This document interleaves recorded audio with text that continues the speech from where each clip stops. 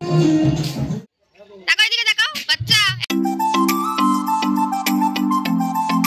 বাড়িতে কেমন সাজলাম সেটাই তোমাদের সঙ্গে শেয়ার করছি। আর কি কি করলাম, কি কি খেলাম। ফার্স্টেই যেটা খেলাম সেটা হলো ফুচকা। আমি মনে করি বাঙালি মেয়েদের, ম্যাক্সিমাম মেয়েদেরই ফুচকা জিনিসটা ভীষণ ফেভারেট। আর এখানে দই ফুচকা, টকজল ফুচকা, চাটনি ফুচকা সবই ছিল।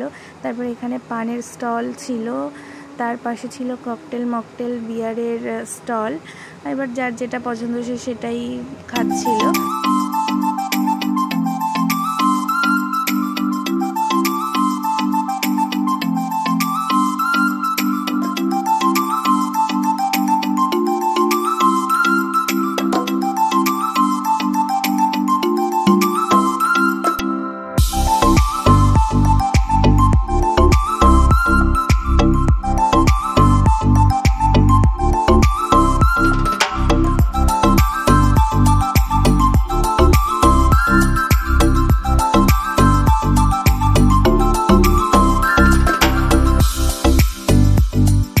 পাশেই ছিল এখানে কফির স্টল, আর কফির স্টলের পাশে ছিল এখানে পকোড়া, মোমো।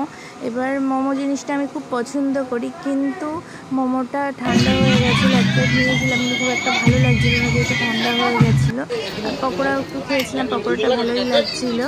মোমোর চাটনি দিয়েই পকোড়া খেয়ে নিয়েছিলাম, সস দিয়ে আর খাওয়া হয়নি।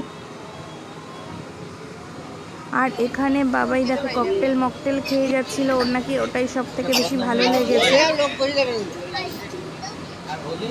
বোনের একটা ফ্রেন্ড এসেছিল, আর ফ্রেন্ড ও তার ডগিকে নিয়ে এসেছিল। ডগিটা এত কিউট, এত সুন্দর, তোমরা তো দেখতেই পাচ্ছ। আর নামটা কি ছিল জানো? চকো। এত ভালো, কোলে না নিয়ে আর পারলাম না।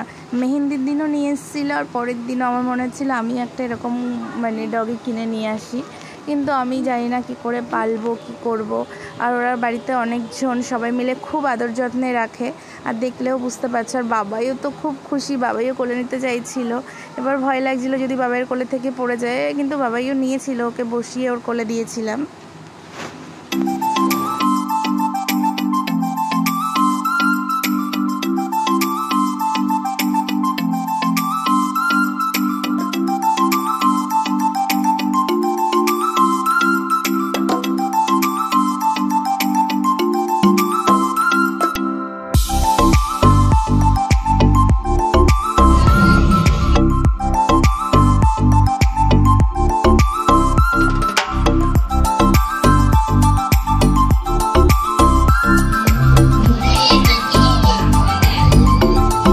ব্লগটা এখানেই শেষ করছি, রাত্রে ডিনার করতে করতে। এটা হলো মেনু হয়েছিল।